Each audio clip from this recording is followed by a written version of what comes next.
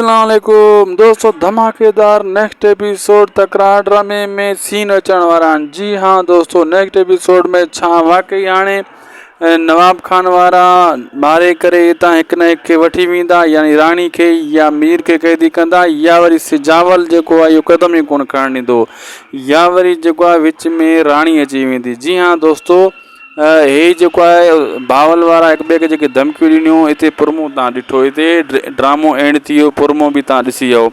हाणे इन छिक छिका में नेठि विच में राणी ईंदी ऐं राणी पंहिंजे पीउ सां हली वेंदी ऐं सभिनी खे चवंदी मां जोड़ो नथी वधाइणु चाहियां, मां पीउ सां वञणु चाहियां थी, अगरि उहो ज़िद ते आहे त मीर मुंहिंजो वर अॼु बि कल्ह बि, लेकिन ॻाल्हियूं थींदियूं। अहिड़े हिसाब सां जेको आहे छोकिरी सां गॾु हली वेंदी ऐं सिजावल चुप करे वेंदो, मीर बि, लेकिन इन जे विच में ॻाल्हियूं बि थींदियूं। ऐं जॾहिं ॾोही थींदो मीर त पोइ सिजावल ॾोह वठी ॾींदो, जे मीर ॾोही न थियो त पोइ राणी मां बावल खे हथ कढणा पवंदा। अहिड़े हिसाब जो ही सीन थियण वारा आहिनि नेक्स्ट एपिसोड में।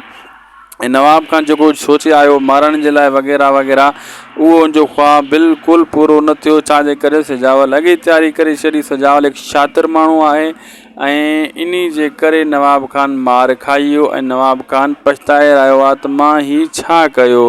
दोस्तों वीडियो पुॼाणी ते असांखे ॾींदा इजाज़त, मिलंदासीं नेक्स्ट वीडियो में। अल्लाह हाफ़िज़।